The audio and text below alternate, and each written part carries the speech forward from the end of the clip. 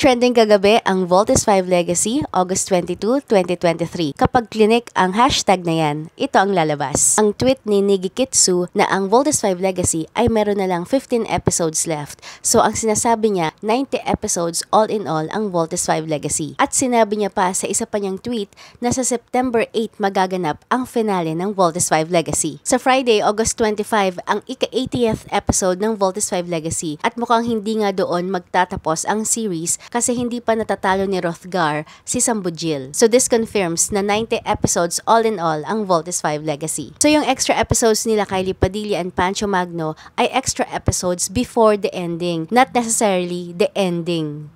Okay, gets. Anyway, pinatay na si Arisa at saka si Takeo kagabi, episode 78. Pati rin si Contessa Zaki ay pinatay by no other than Zandra. Sabi ko na mapapatay siya ni Zandra kasi sa pananansya niya kay Prinsipe Sardos. Pero natawa lang ako sa sinabi ni Zandra kay Zaki na siya'y isang general na sanay sa pakikipaglaban.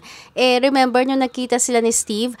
2 beses siyang nahimatay ni hindi niya man lang naipakita yung kanyang fighting skills. Anyway, mukhang may magaganap na muling ibalik ang pag-ibig between Big Berth and Judy. It was revealed na buhay nga si Judy at sasama siya sa rebellion ni Hrothgar. Dito kinilig ako kasi I'm a fan of Jubert, ni Judy at saka ni Big Berth. For me, it's really a good idea na binigyan si Big Berth ng love life at nagkataon yung pinair sa kanya, bagay sa kanya, kaya nakakakilig tong dalawang to. Unfortunately, ratings-wise, panalo pa rin ang Batang Quiapo. Nung Monday, August 21, 13.7% ang Batang Quiapo, while 12% ang Voltes 5 Legacy.